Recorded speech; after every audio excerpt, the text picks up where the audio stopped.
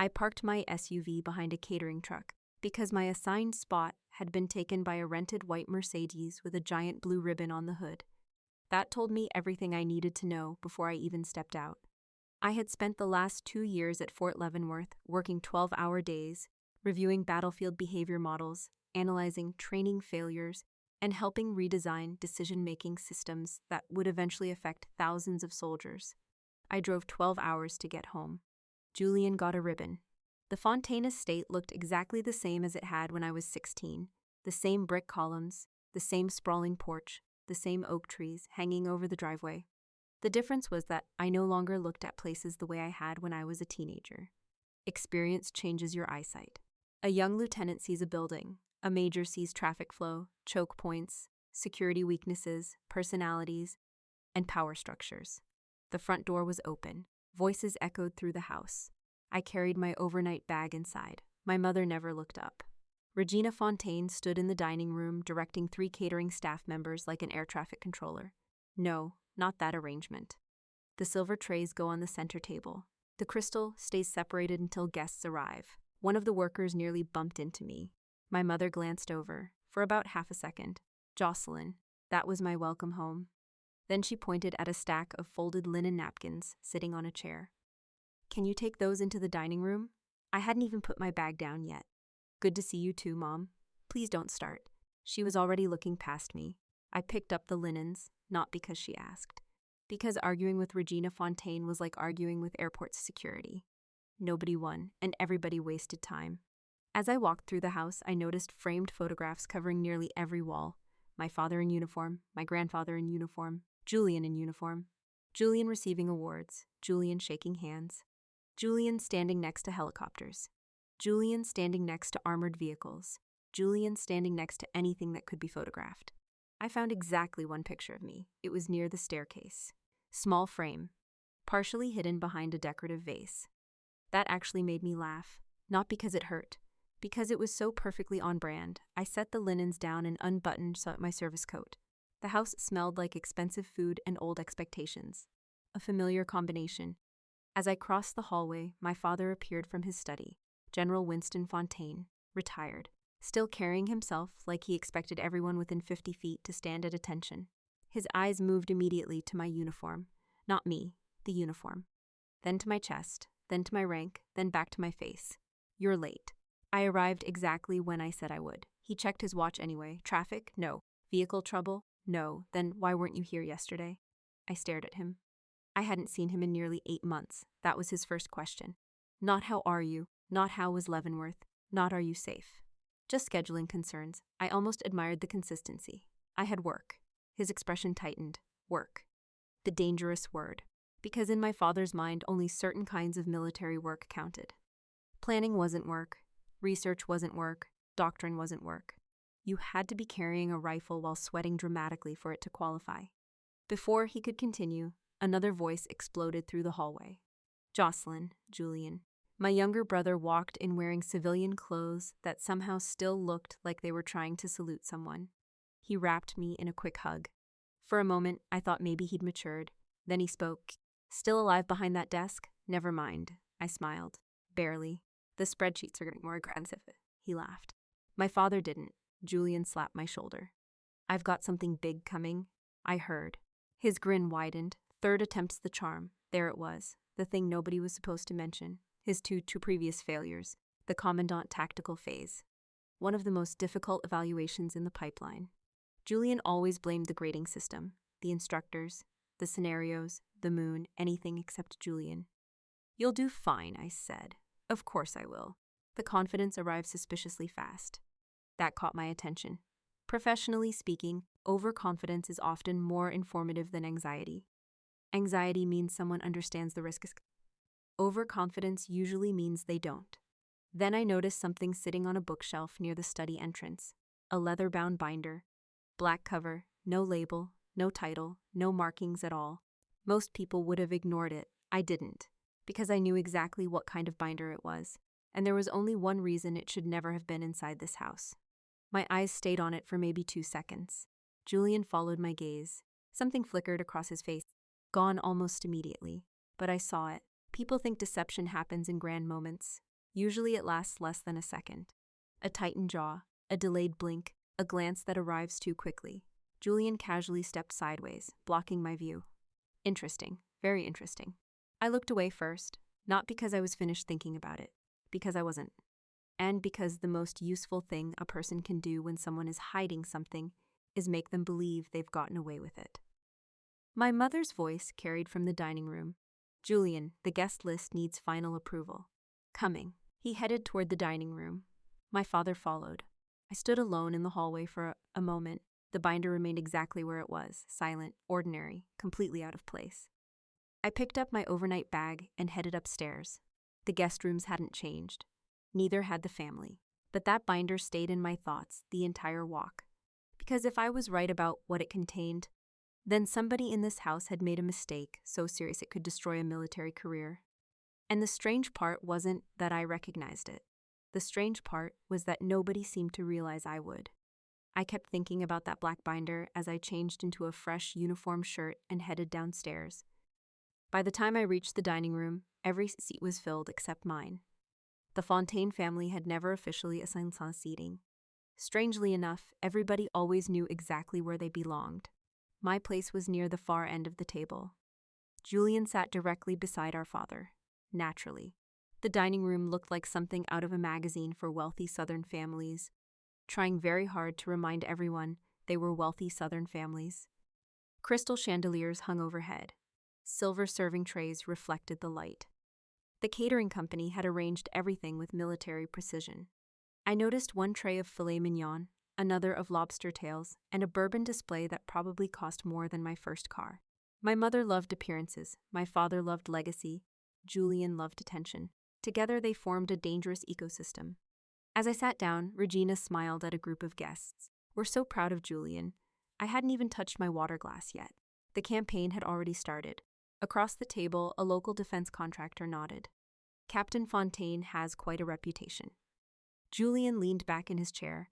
The man practically glowed whenever somebody complimented him. Just doing my job. That lasted about 3 seconds. Then he launched into a 15-minute speech about himself.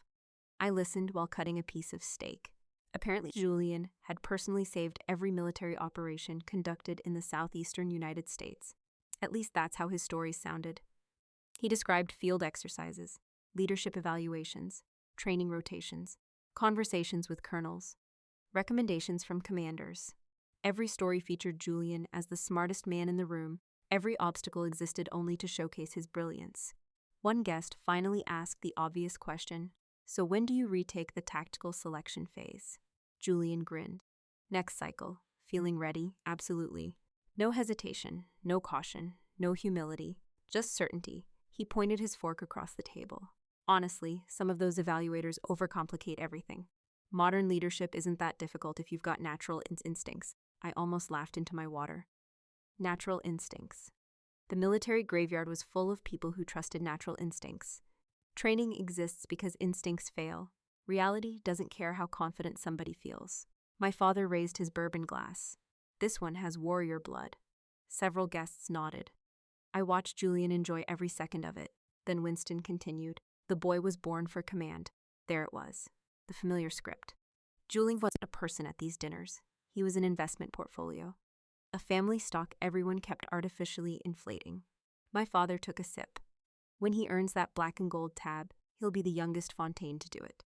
Nobody mentioned the 2 failed attempts. Those facts had apparently been removed from the official family archives. One of the guests turned toward me. "What about you, Major Fontaine? Still working at Tradoc?" Before I could answer, my father answered for me. "She's buried in doctrine work." A few polite smiles appeared, the kind people use when discussing tax forms. Winston waved a dismissive hand. Research, analysis, administrative projects. The guest nodded awkwardly. I recognized the expression. He had no idea what that actually meant. Neither did my father. "Somebody has to handle the paperwork," Winston said. A few people chuckled. Julian unchuckled loudest. I took a drink of water. My father wasn't finished. Not everybody is built for the front lines. There it was, the real message. The same one I'd heard for years. He never directly called me incapable. He preferred implication. Implication felt more sophisticated. Like serving an insult in crystal instead of plastic. Across the room, one of the younger officers shifted uncomfortably.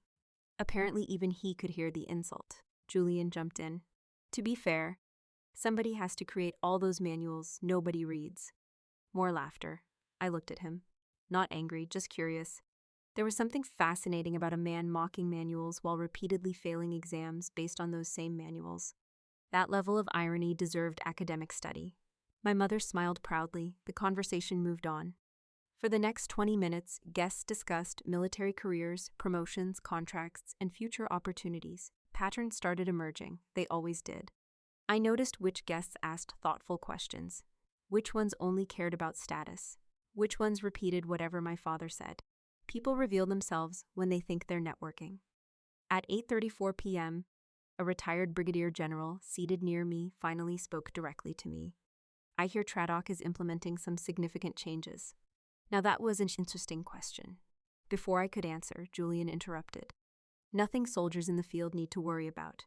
The general looked at him, then back at me, then back at him. A brief silence settled over the table. Julian didn't notice. Confident people rarely recognize the moment they should stop talking.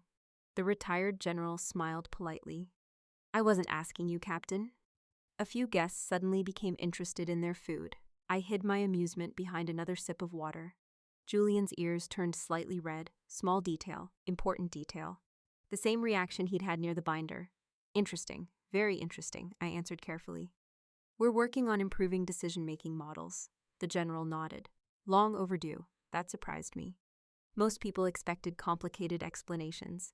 This man understood immediately. Too many officers confuse aggression with competence, he said.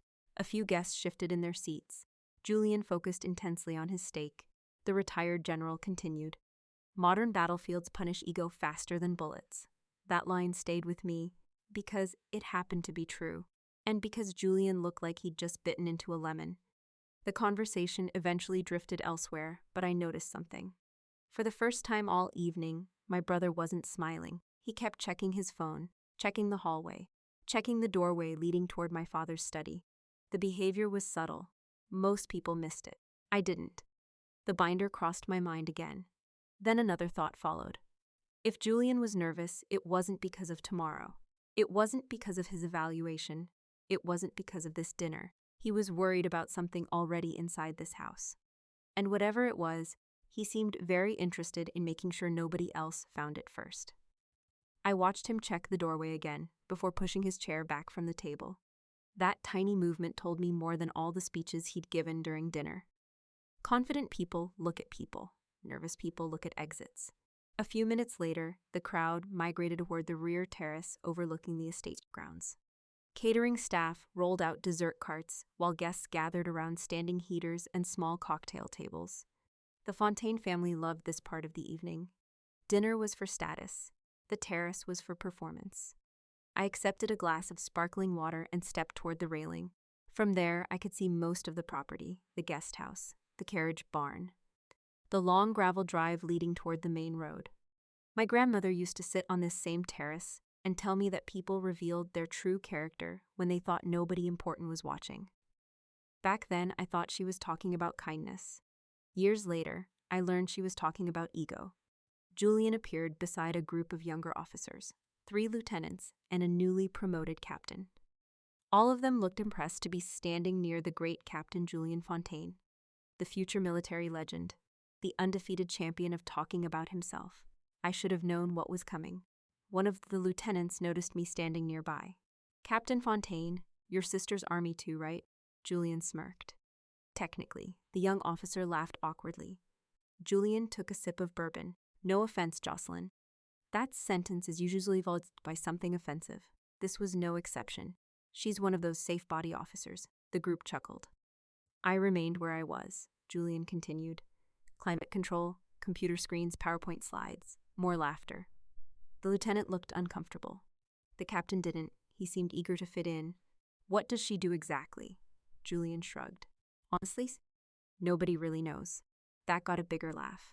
I took another sip of water. My brother pointed toward me. She's basically a manager for military paperwork. There was the family version, the simplified version, the version that allowed people to dismiss work they didn't understand. One of the officers asked, Tradoc, right? Julian nodded. Exactly. Lots of reports, meetings, committees. He lowered his voice dramatically. While actual soldiers are out solving actual problems. The captain laughed harder than everyone else. People do that when they're trying to impress someone. It's a little embarrassing to watch. Julian wasn't finished. If she asks nicely, maybe I can get her transferred to a quiet supply depot somewhere. More laughter. Give her a chance to contribute. The captain nearly spit out his drink. Even I almost smiled. Not because it was funny. Because it was astonishing. A man who had repeatedly failed logistics-based evaluations was mocking supply operations. That was like somebody drowning twice and then criticizing lifeguards. The lieutenant looked toward me, probably expecting anger, embarrassment, maybe a sarcastic comeback. Instead, I simply looked at Julian. People often misunderstand silence. They assume silence means weakness. Some silence means you're collecting information. Julian met my eyes. The grin stayed on his face, but not perfectly. I noticed the tension near his jaw, the slight moisture gathering at his hairline, the way his fingers kept adjusting his bourbon glass. Tiny indicators. Most people miss them. Behavioral analysis had trained me not to. I spent years studying decision-making under pressure. Stress always leaves fingerprints. The interesting thing wasn't that Julian was insulting me. That was normal. The interesting thing was that his body language didn't match his confidence. His words projected certainty. His nervous system projected something else. I remembered his previous evaluation reports, every one of them. The instructors had documented the same pattern repeatedly: overcommitment, tunnel vision, failure to account for secondary consequences, failure to adapt once new information appeared. A dangerous combination. The military spends millions trying to identify officers with that exact weakness before somebody gets hurt. Julian treated it like a personality trait. The young captain finally asked the question everybody else avoided. So what happened with the tactical phase? A brief silence followed. The lieutenant suddenly became very interested in his drink. Smart lieutenant. Julian smiled. Politics, of course. Never accountability, always politics. The evaluators wanted textbook answers. I nearly laughed. Textbook answers? No. They wanted survivable answers. There's a difference, Julian continued. I prefer real-world thinking. The captain nodded enthusiastically, despite clearly having no idea what that meant. Then Julian pointed toward me. Maybe my sister helped write some of those ridiculous questions. The group laughed. My expression didn't change, if only he knew. The irony was almost painful. A sudden gust of wind moved through the terrace. Several guests adjusted their jackets. The conversation shifted toward deployment stories and leadership experiences. Julian immediately took center stage again. I listened quietly. The more he talked, the clearer the pattern became. Every story focused on action, movement, aggression, dominance. None focused on sustainment, coordination, resource limitations, human behavior. The invisible systems that actually determine whether missions succeed. He thought warfare was a movie. Modern battlefields are accounting problems with explosions. People don't like hearing that. It happens to be true. Then something caught my attention. A phone vibrated in Julian's pocket. He checked the screen. His expression changed instantly. Not dramatically, just enough. A quick flash of concern. Then he locked the screen and shoved the phone away. I noticed something else. The same reaction I'd seen near the binder. The same reaction I'd seen during dinner. The same reaction every time somebody unknowingly drifted close to a particular subject. My curiosity wasn't theoretical anymore. Something was wrong. And Julian knew it. A few minutes later, he excused himself from the group. Be right back. He moved quickly toward the house. Too quickly. I watched him disappear through the rear doors. The officers returned to their conversations. Nobody else seemed to notice. I did, because people rarely abandon an audience when they're enjoying the spotlight. Unless something behind the curtain matters more than the performance. I set my glass down on a nearby table. Then I waited. Not because I didn't know what to do. Because timing matters. And for the first time since arriving home, I had a feeling that whatever was hiding behind Julian's confidence was finally beginning to crack. I waited until the last guest left before heading upstairs. The house finally grew quiet, not silent. Old houses are never silent. Floorboards settle, pipes complain, air conditioning systems negotiate with history. But the performance was over, and I could think. I closed my bedroom door, placed my overnight bag on the floor, and pulled a hardened military laptop from a locked compartment. The machine wasn't unusual, the contents were. After entering my credentials and authentication token, I connected through a secure government network authorized for remote review work. I wasn't looking for trouble, I was looking for answers. The difference matters. The black binder, Julian's behavior, the constant nervous glances, none of it fit together. A man preparing for a major evaluation should have been studying.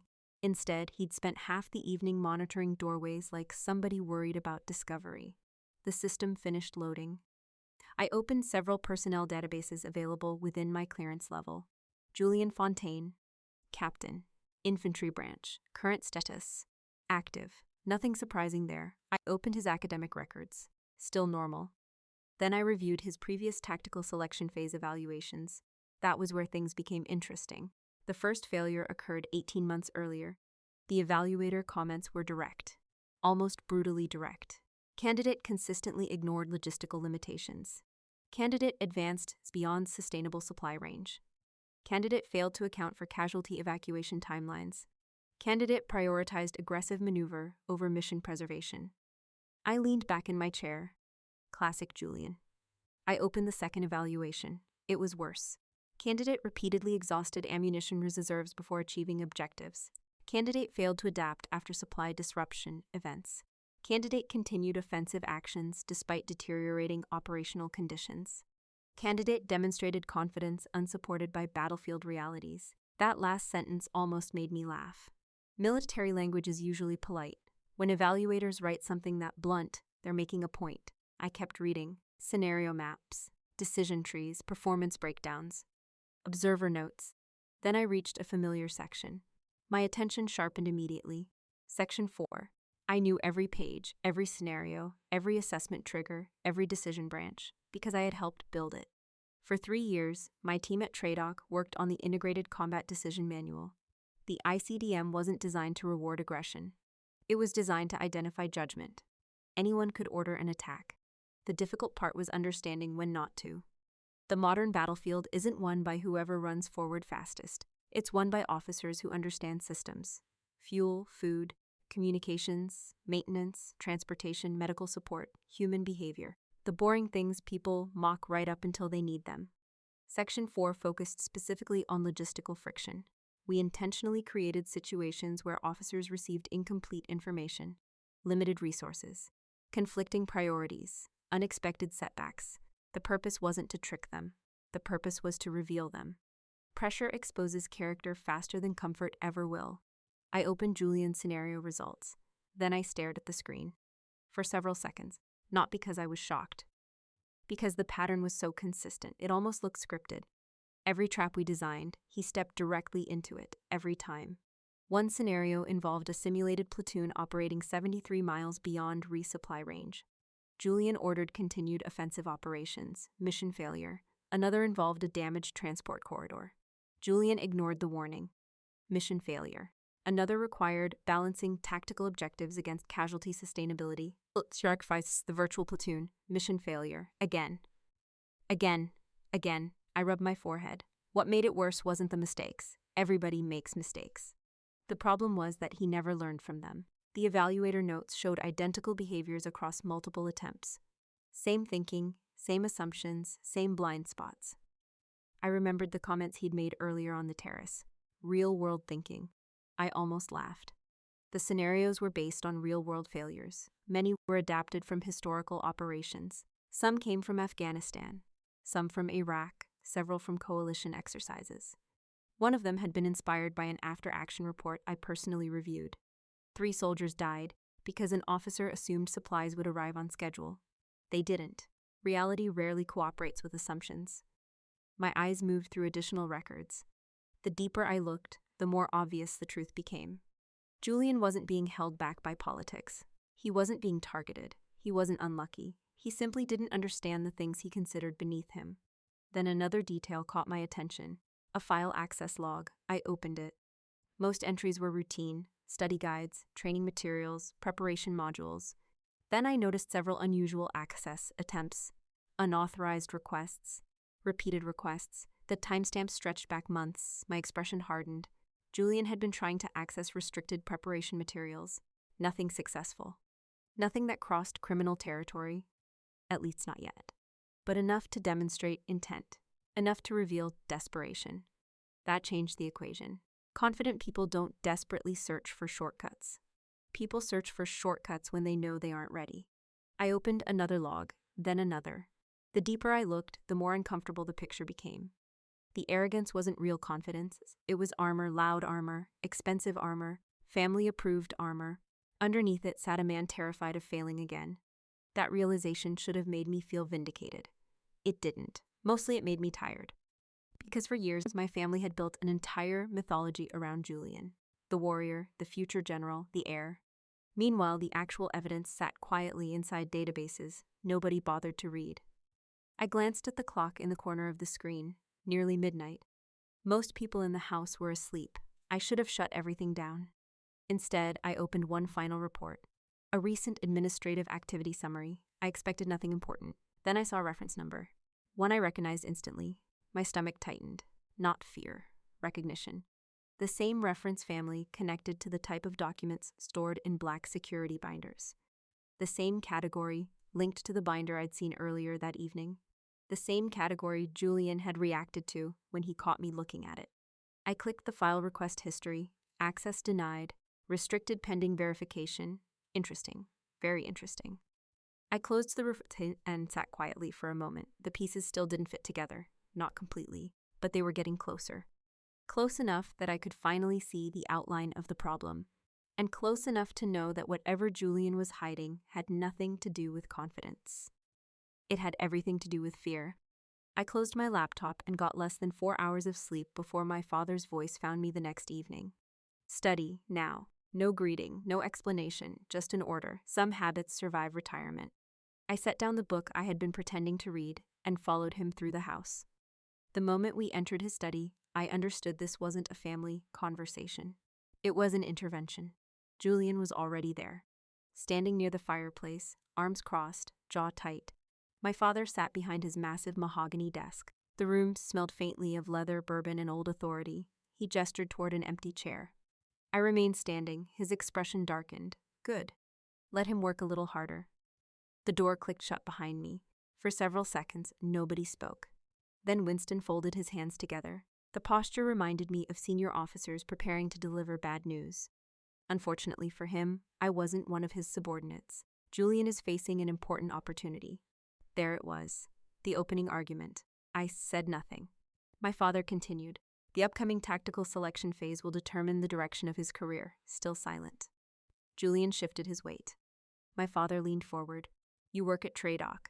Finally. The real reason I folded my arms. Yes, you have access to people. Yes, you have access to information within legal limits. His eyes narrowed slightly. We were now speaking the same language. Precise language, dangerous language. Then this should be very simple. No, it absolutely would not be.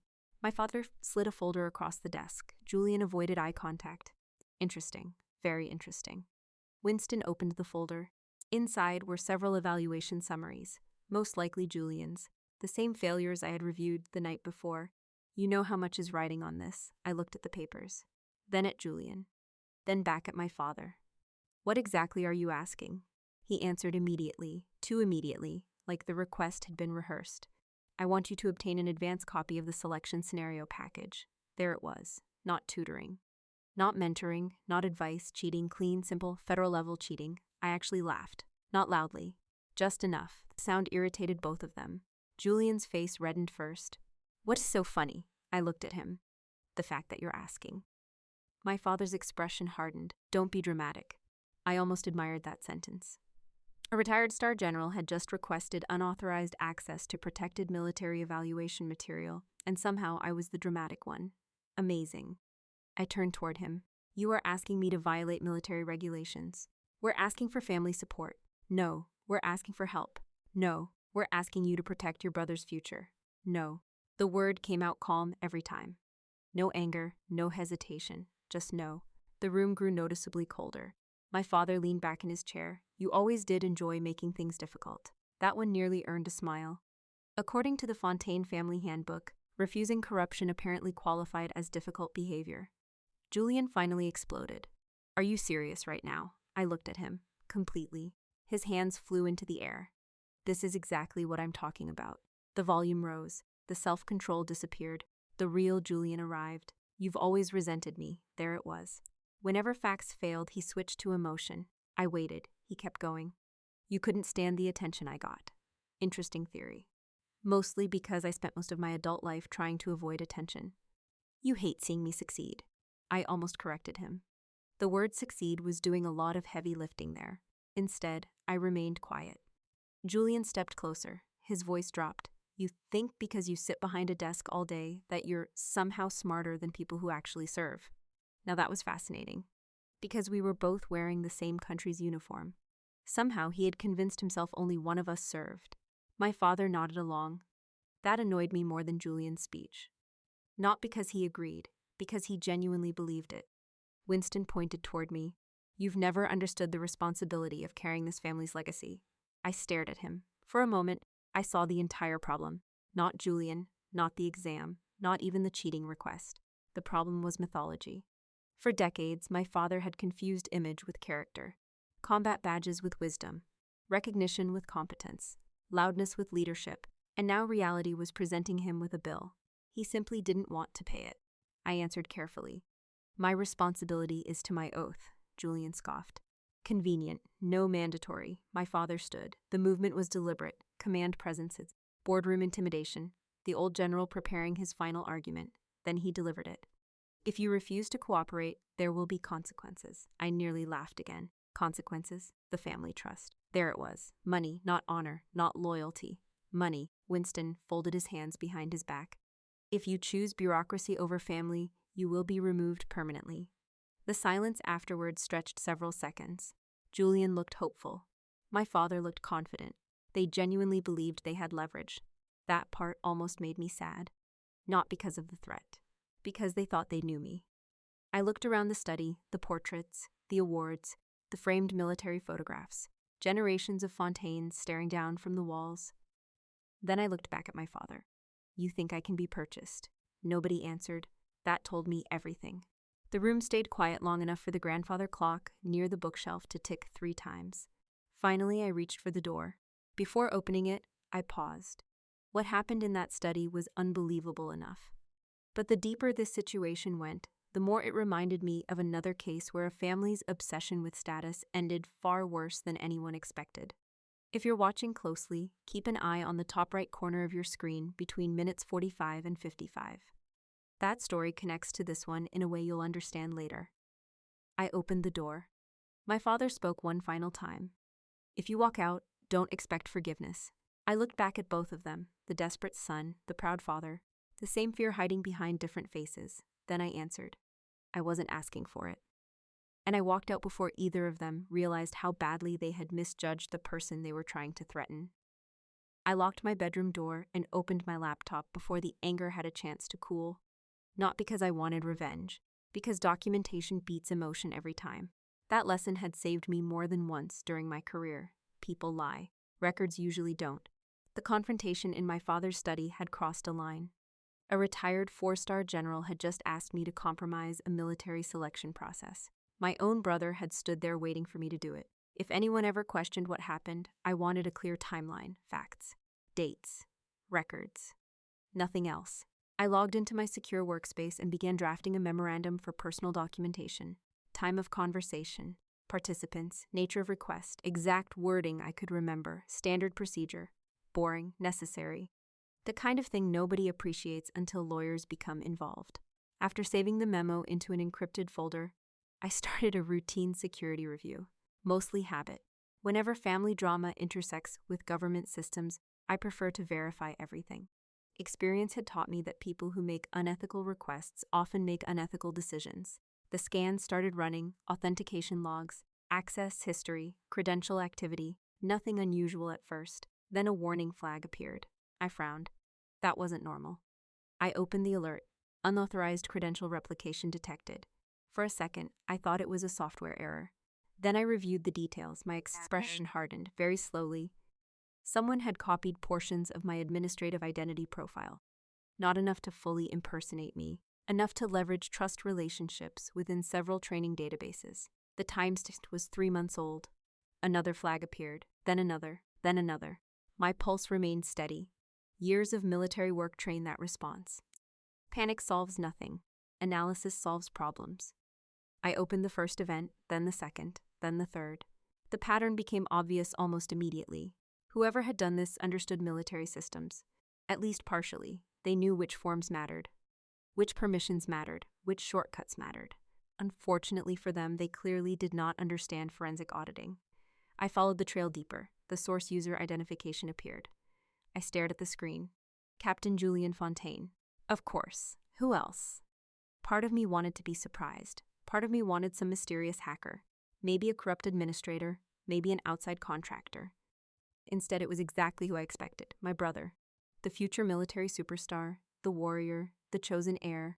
The man who spent an entire evening mocking paperwork. Apparently, he liked paperwork when it helped him. I opened another log, then another. Each file made the picture worse. Months earlier, Julian had duplicated portions of my digital authorization chain to bypass mandatory preparation requirements connected to his evaluation track. Not the evaluation itself. That would have triggered immediate investigation. He wasn't smart enough for that.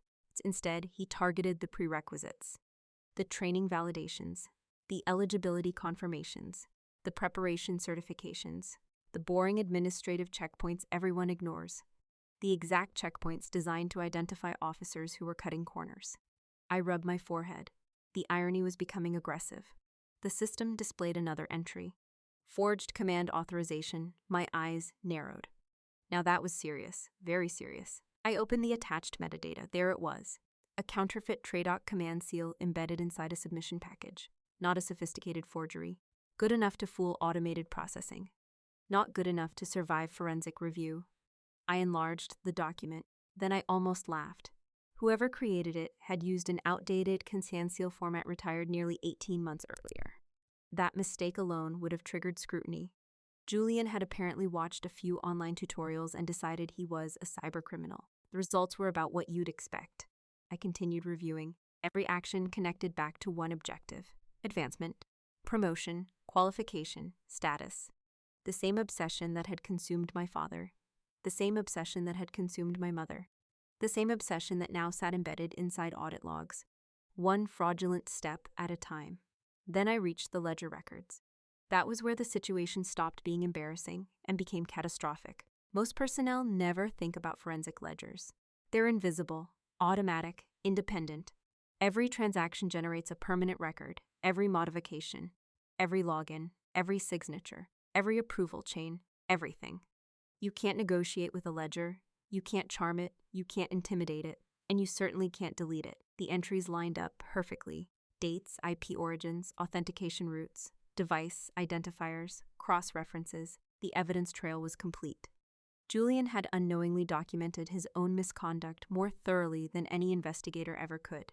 I sat back in my chair. The room remained completely quiet. No triumph, no excitement, just clarity.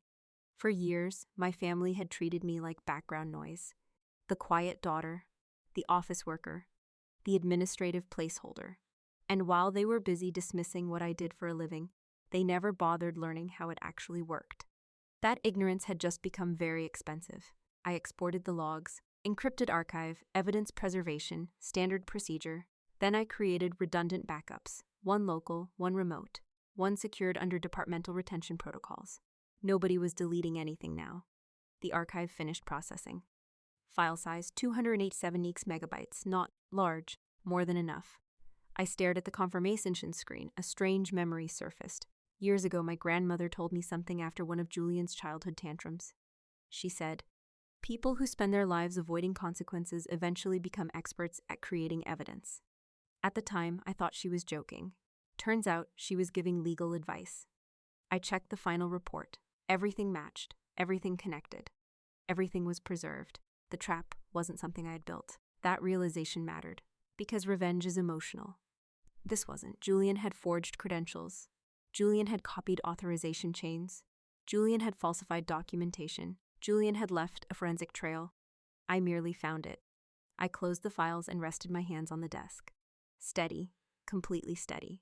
The most dangerous moment in any investigation comes right after the truth appears. People think discovery changes everything. Usually it changes nothing. The evidence had existed for months. The consequences simply hadn't arrived yet. Downstairs, somewhere in the house, my family was probably sleeping peacefully. My father believed he still controlled the situation. My mother believed reputation could solve any problem. Julian believed he was one shortcut away from becoming the officer he pretended to be. None of them understood what I now understood. The story was no longer about an exam, or a promotion, or family expectations. The evidence sitting inside those encrypted files had already determined the ending. The only thing left was waiting for everyone else to catch up. I slept better than anyone else in that house. That's one of the advantages of having evidence. Evidence doesn't need reassurance. The next morning, I carried a mug of coffee onto the upstairs landing and opened my email. The message from my mother had arrived at 6:12 a.m. Subject line, Department of Defense Leadership Gala, Family Coordination. I actually smiled before opening it. Regina Fontaine never sent messages like that unless she was about to organize human beings the way other people organized silverware. The email was 3 paragraphs long, no greeting, no good morning, no how are you. Straight to business. Attached were 2 files, a PDF seating chart, and a document labeled Presentation Expectations. Presentation expectations, not behavior expectations, not attendance information. Presentation expectations. The wording alone told me everything. I opened the attachment. Halfway through the first page, I laughed. Out loud, the document contained a list, an actual list. Item 1. Wear a simple dark civilian dress. Item 2. Avoid discussing military doctrine or command-level policy.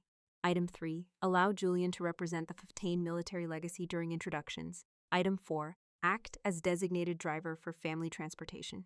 Item 5. Remain seated at table 14 unless specifically invited elsewhere. I stared at the screen, then I checked it again just to make sure it wasn't satire. It wasn't. My mother had genuinely created formal operating instructions for her 34-year-old daughter. I continued reading. The explanation appeared near the bottom.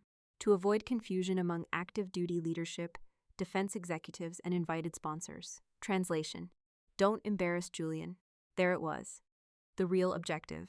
The entire document reduced to one sentence. Don't accidentally reveal anything that makes your brother look smaller. I spun the seating chart. The ballroom layout filled the screen.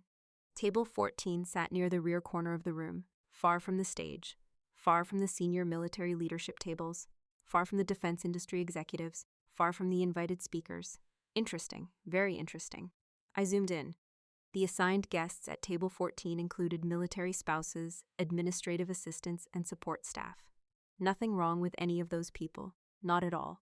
The insult wasn't the company. The insult was the intention. My mother had spent hours designing a social quarantine zone for me. Meanwhile, Julian's table sat near the front, naturally. Direct sightline to the podium. Direct access to senior officers. Direct access to defense contractors. Prime visibility. Premium Fontaine real estate. I leaned back in my chair. The funny thing was that none of this upset me. A few years earlier, maybe. Back when I still wanted their approval. Back when I still believed achievement would eventually earn respect. That version of me had retired. The current version mostly found the situation educational. Because the more effort people invest in managing appearances, the more terrified they usually are of reality. I opened a second attachment. This one was worse. A schedule. Arrival instructions, parking assignments, photo opportunities, talking points for a family event. Apparently, my mother had become a one-woman public relations department. One section caught my attention. Julian's planned introduction, Captain Julian Fontaine, future senior tactical leader, emerging operational strategist. I nearly sprayed coffee across the keyboard. Operational strategist. That was ambitious. The man couldn't successfully navigate a logistic scenario involving fictional trucks. My phone vibrated. A text message from Julian. You got Mom's email? I typed back. Yes. 3 dots appeared, disappeared, reappeared. Then, let's just make this easy on everybody. I stared at the message. That sentence deserved framing. Whenever somebody says make this easy, what they usually mean is please cooperate with my version of reality. I didn't respond. A minute later, another text arrived. Dad's still upset. Again, no response. Then, just don't create drama at the gala. I smiled. The irony was incredible. The man sitting on fraudulent credentials was asking me not to create drama. That's like a bank robber requesting better neighborhood security. I placed the phone face down. Then I opened the encrypted archive from the previous night. The files remained exactly where I left them, secure, time-stamped, verified, patient. A thought crossed my mind. For months, maybe longer, my family had been operating under a very specific assumption. They believed information moved in one direction. Toward Julian, toward my father, toward the family narrative. Never away from it, never against it. That assumption was about to become expensive. Another email notification appeared, this time from an event coordinator at the DeSoto Hotel. I reviewed the guest information packet, sponsors, retired generals, defense consulting firms, active duty leadership. Several names stood out immediately. People who actually understood what happened inside TRADOC, people who understood doctrine development, people who understood modernization efforts, people who would never mistake strategic design for clerical work. Interesting guest list. Very interesting guest list. I closed the packet and returned to my mother's email. The cursor blinked inside the reply box. For a moment, I considered writing a detailed response. I could have explained everything, the insults, the manipulation, the absurdity, the fraud, the threats, all of it. Instead, I deleted the draft. Arguments only work when both sides are interested in truth. My family wasn't interested in truth. They were interested in maintaining a story, and stories have a funny weakness. Eventually, reality arrives. I typed 4 words, I will be there. Nothing else. No explanation, no complaint, no warning, no defense. Just 4 words. Then I hit send. The confirmation notification appeared. Message delivered. I closed my laptop and looked out the window. Somewhere downstairs, my mother was probably finalizing seating arrangements. My father was probably rehearsing introductions. Julian was probably imagining the future he believed was waiting for him. None of them understood what I understood. The gala wasn't a battlefield, it was a stage. And they had already written their entire performance. The only problem was that they had no idea who the audience would actually be, or what those people already knew. I picked up my coffee and headed downstairs.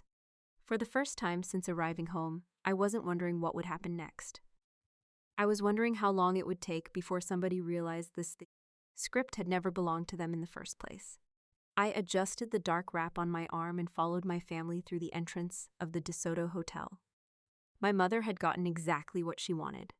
At least on the surface, no uniform, no rank visible, no medals, no indication that I was anything more than an extra guest carrying accessories. The irony was impressive. Years of military education, operational experience, and strategic work reduced to unpaid coat check duty. Regina would have called that good event planning. The ballroom was already crowded. Hundreds of guests moved between tables beneath massive crystal chandeliers. Dress uniforms filled the room, army green, Air Force blue, navy black. Decorations and ribbons reflected across polished floors. Clusters of defense executives stood beside retired generals. Contractors exchanged business cards. Senior officers exchanged cautious smiles. Everybody was networking. Nobody was listening. The perfect environment for Julian. My brother loved audiences. He thrived in rooms where confidence could be mistaken for competence. I watched him immediately drift toward a group of colonels, like a shark detecting blood in the water. My father wasn't far behind. Neither was my mother. The Fontaine promotional tour had officially begun. I remained several steps back, not hiding, observing, a skill that had served me far better than self-promotion ever could. Julian launched into conversation before introductions were even complete. The man treated silence like a medical emergency. One colonel asked about his upcoming evaluation. That was all the invitation he needed. Julian smiled. Honestly, I'm looking forward to it. Of course he was. The man had spent years looking forward to evaluations he couldn't pass. Most tactical problems are pretty straightforward once you understand battlefield instincts. There was that word again. Instincts. I was beginning to suspect he wanted to marry the concept. The colonel nodded politely, professional courtesy. Nothing more. Julian mistook it for admiration. A common mistake, he continued. Too many officers overthink decision-making. Interesting position, especially from somebody who routinely failed decision-making evaluations. The conversation continued. I watched the group carefully. The colonels weren't impressed. They were being polite. There is a difference. Experienced officers don't get excited by confidence. They've met too many confident idiots. Then one of them glanced toward me. Family attending tonight? Julian barely looked over his shoulder. My sister. The Colonel smiled politely. Military too, Julian laughed. There it was, the laugh. The one he used when he thought a joke was coming. Technically. Several people chuckled. I remained exactly where I was. Julian continued. She's the quiet one. More laughter. Works in a contractor, nodded. What department? Julian shrugged. Administrative doctrine stuff. Administrative doctrine stuff. That was a new one. I almost wanted to write it down. Years of strategic behavioral design work apparently translated into administrative doctrine stuff. Good to know. The contractor looked unimpressed. Sounds important. Julian waved dismissively. You'd be surprised. No. Actually, he would be. The contractor wouldn't. A few minutes later, another officer joined the conversation. This one wore a ranger tab. Instantly, Julian shifted gears. His posture changed. His voice changed. His energy changed. The approval he wanted had entered the room. Watching it happen was almost uncomfortable, like watching a teenager suddenly notice a celebrity. The ranger officer asked a few questions. Nothing aggressive, nothing difficult. Simple professional questions. Julian answered all of them with enormous confidence. Unfortunately, confidence and accuracy remain separate concepts. At one point, he started explaining his approach to tactical planning. As he spoke, I noticed something. The same flaw. Still there, still untouched, still growing. Everything centered around decisive action, speed, aggression, momentum. Almost nothing about sustainment, logistics, recovery, adaptation, the invisible systems that determine whether units survive beyond the first 48 hours. I had seen this exact pattern inside his evaluation reports. Now I was hearing it in real time. The ranger officer eventually nodded. Not impressed, not convinced, just polite. Julian completely missed the distinction. Across the ballroom, waitstaff carried trays of drinks between tables. Near the stage, event coordinators adjusted seating assignments. Everything operated according to schedule. Every movement, every introduction, every presentation, precision, structure, process. The exact concepts Julian spent his life dismissing. My phone vibrated once. I glanced down. An internal event update. The keynote schedule remained unchanged. Interesting. Very interesting. I slipped the phone back into my purse. The timeline was holding, exactly as expected. My mother suddenly appeared beside me. Why are you standing back here? I looked at her. You asked me to. She frowned. Technically correct answers always annoyed her. Try to look engaged. I nodded. Of course. She seemed satisfied. Then handed me another item, her evening wrap, naturally. I accepted it without argument. My mother hurried back toward the important people. The important people, according to Regina Fontaine, always happened to be standing near Julian. I watched her leave. Then I looked around the ballroom. Several faces had become familiar, not because I knew them personally, because I knew their work.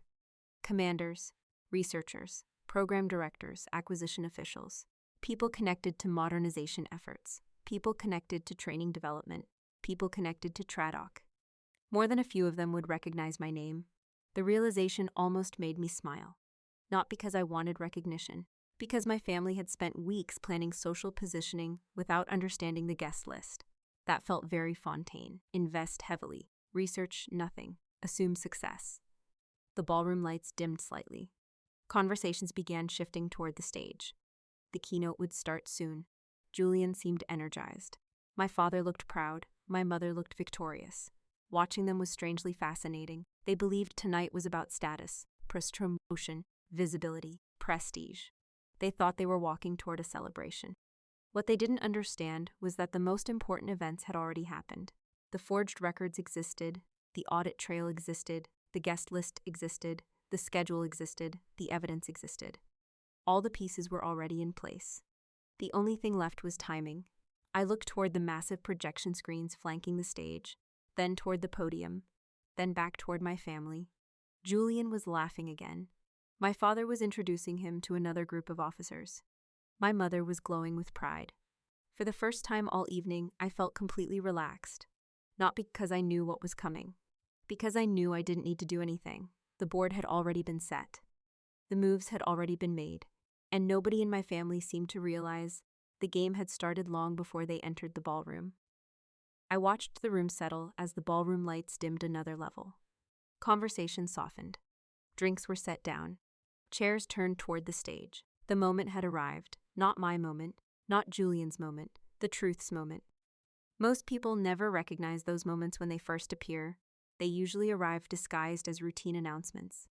The Master of Ceremonies stepped to the podium and welcomed everyone to the Department of Defense Leadership Gala.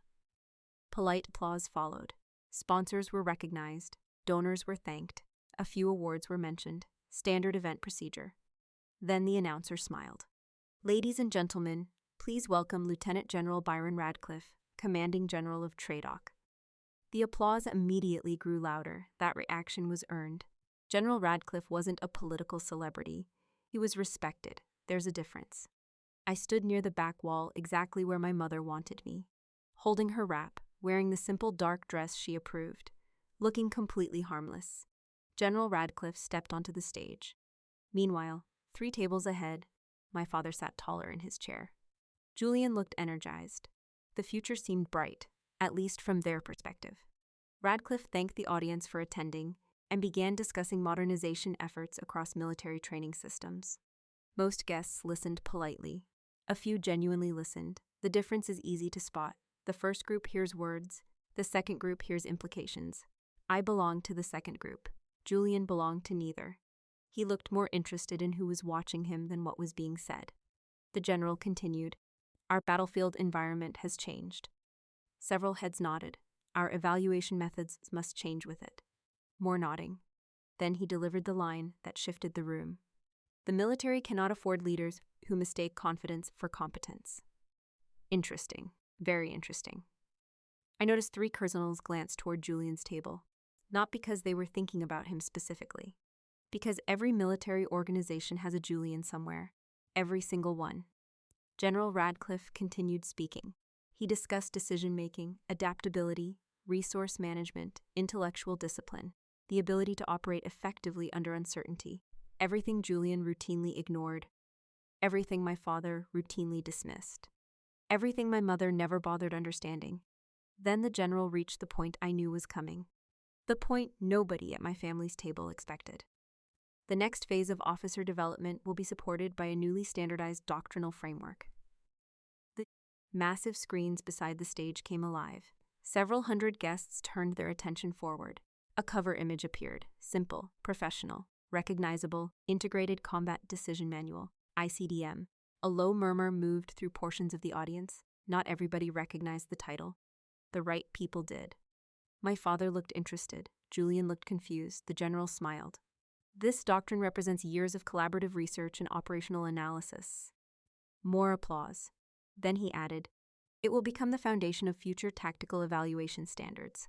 That got attention, especially from officers, especially from ambitious officers, especially from officers who planned on taking selection courses. Julian sat forward immediately. I almost felt sorry for him. Almost.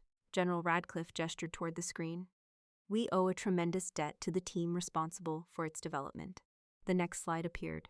The co-author list. Large gold lettering. Clear enough for everyone in the ballroom to read. I watched my father's expression first, because I knew exactly when recognition would arrive. The names appeared one by one. Then mine, Major Jocelyn Fontaine, Principal Strategic Architect.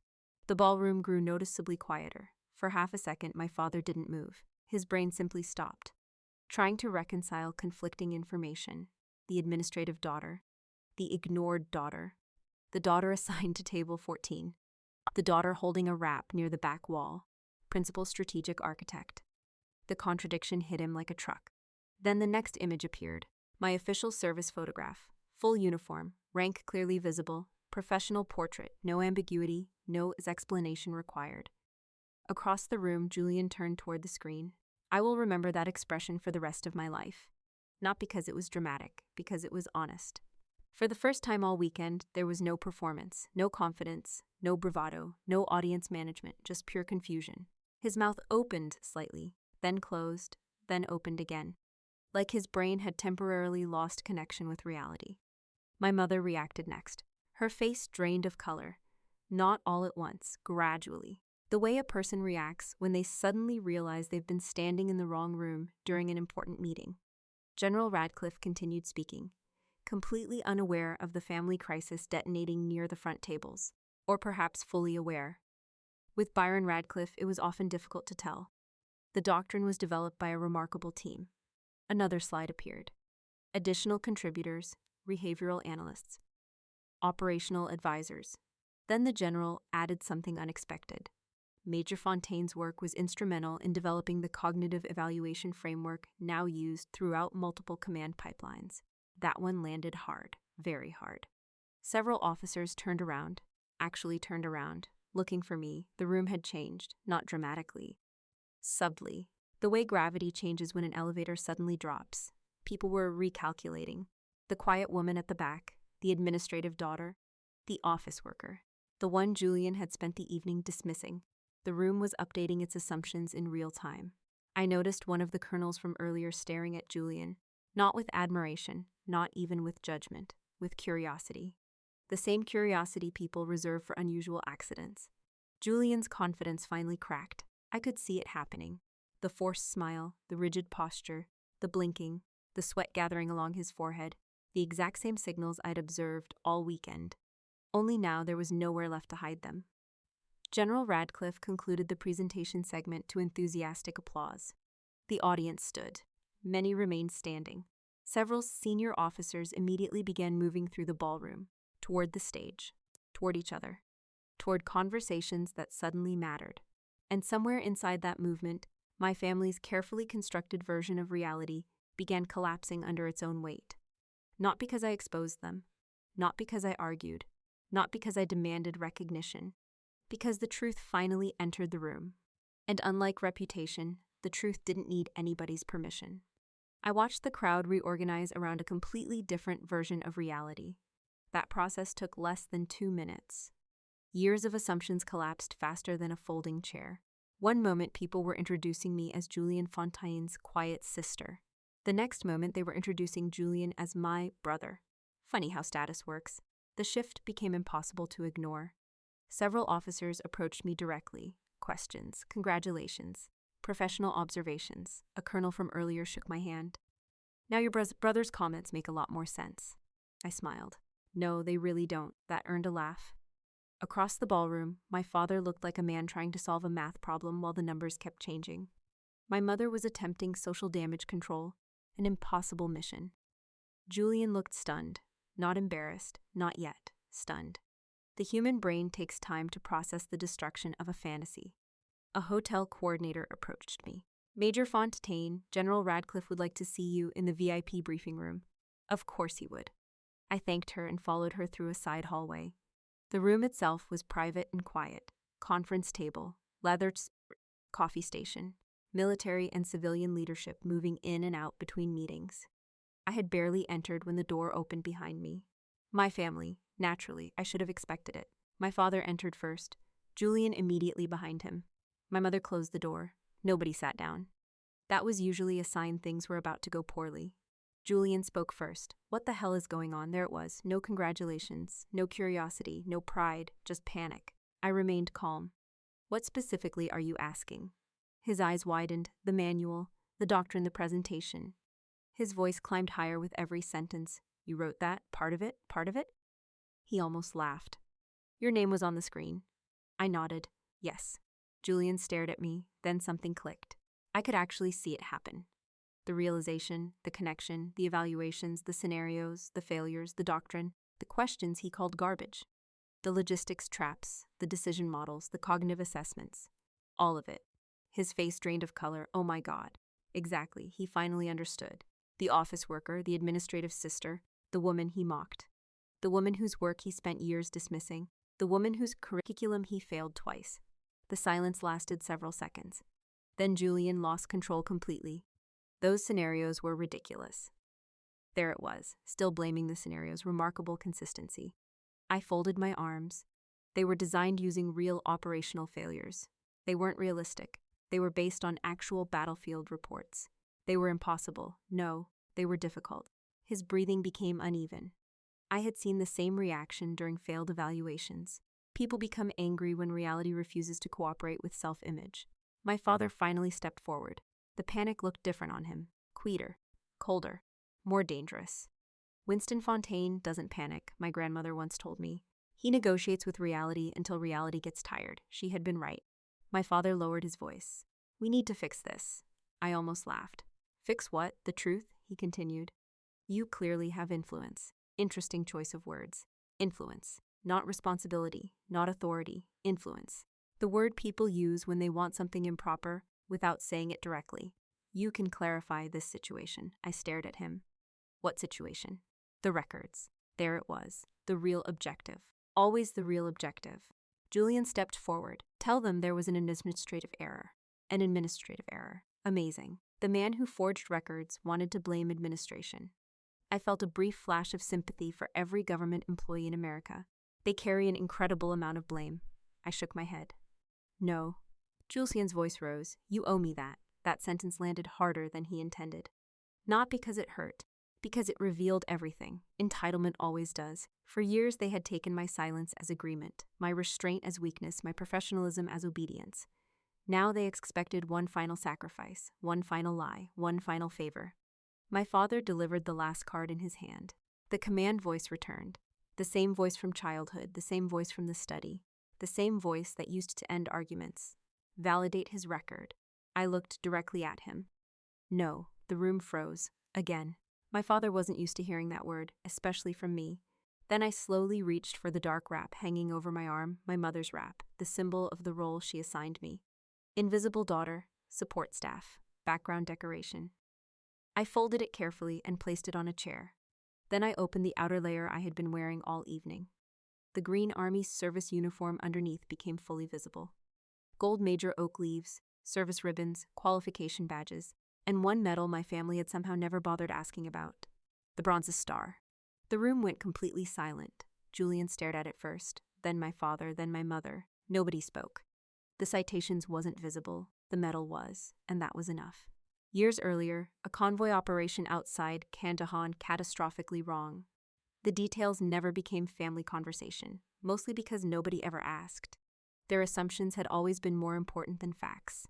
My mother's eyes widened. You never told us. I looked at her. You never asked. That one hit. Hard. Then the door opened. Everyone turned. General Byron Radcliffe entered the room. Conversation stopped immediately. The room suddenly felt smaller. Not because of his presence. He spotted me instantly. Then, without hesitation, he came to attention and rendered a crisp salute. To me.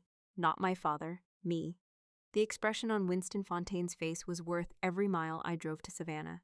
I returned the salute. Radcliffe smiled. Major Fontaine. Sir. He extended his hand. I've been looking forward to properly thanking you. My family stood frozen. The general continued. The doctrine team's work will save lives for years. The room remained silent.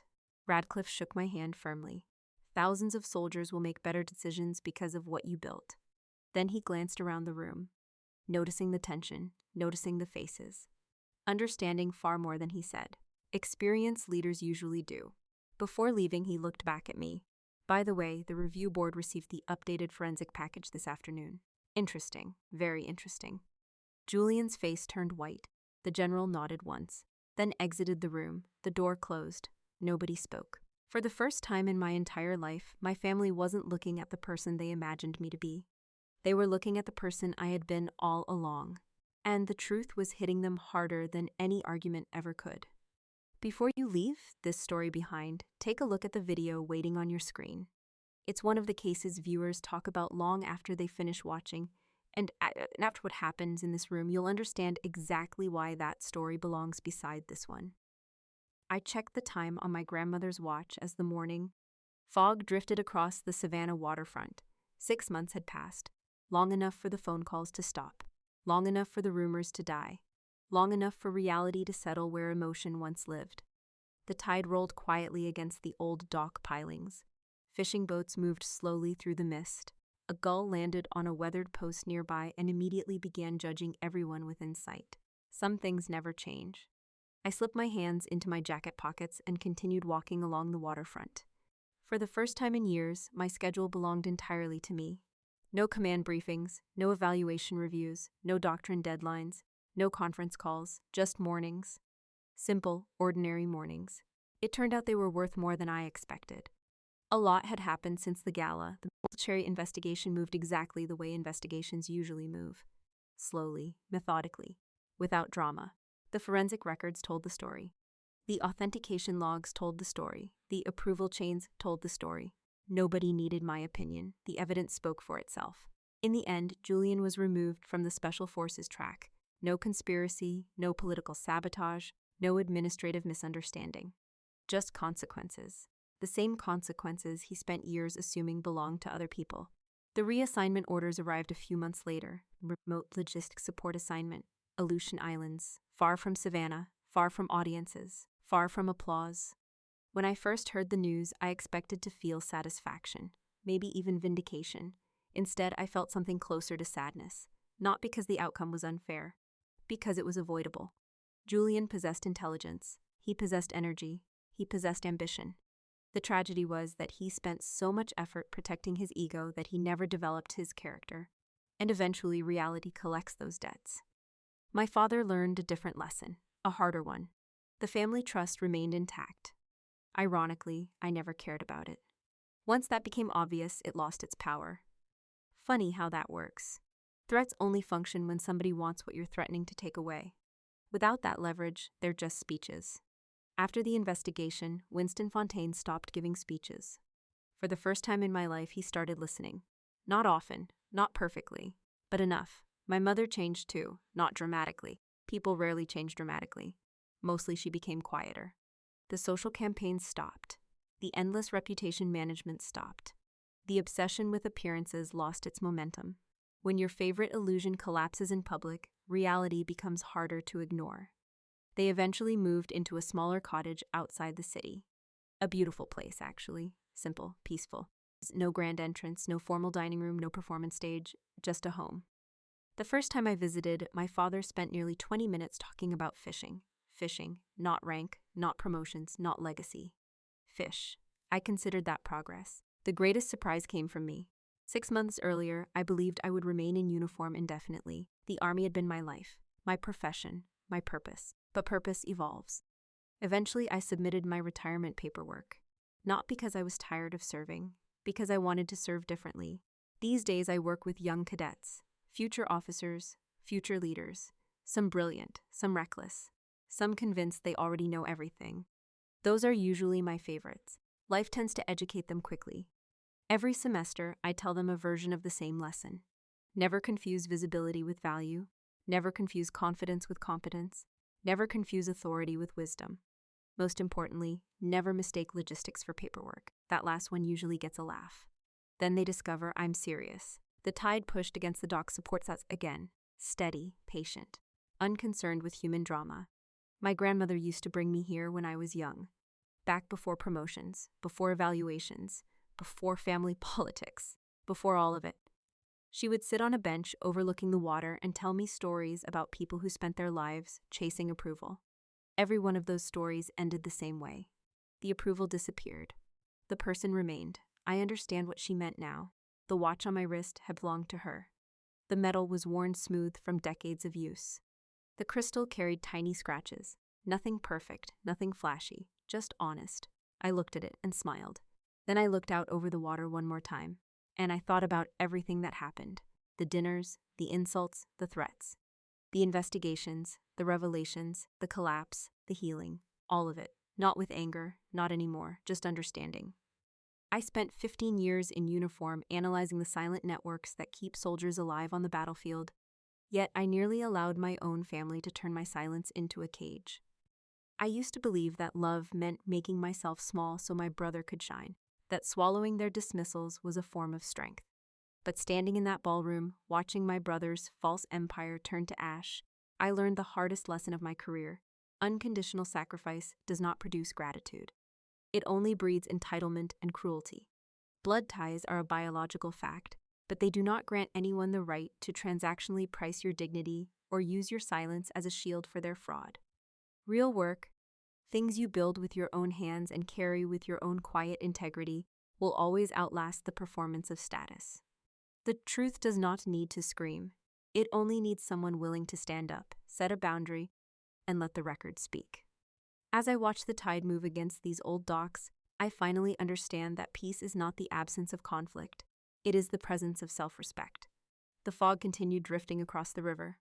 The boats kept moving, the tide kept rolling, life kept going, And for the first time in a very long time, I wasn't carrying anyone else's expectations. I wasn't shrinking. I wasn't apologizing. I wasn't performing. The weight was gone. I checked my grandmother's watch one final time, smiled to myself, and started walking toward the sunrise. This time, I carried only what belonged to me,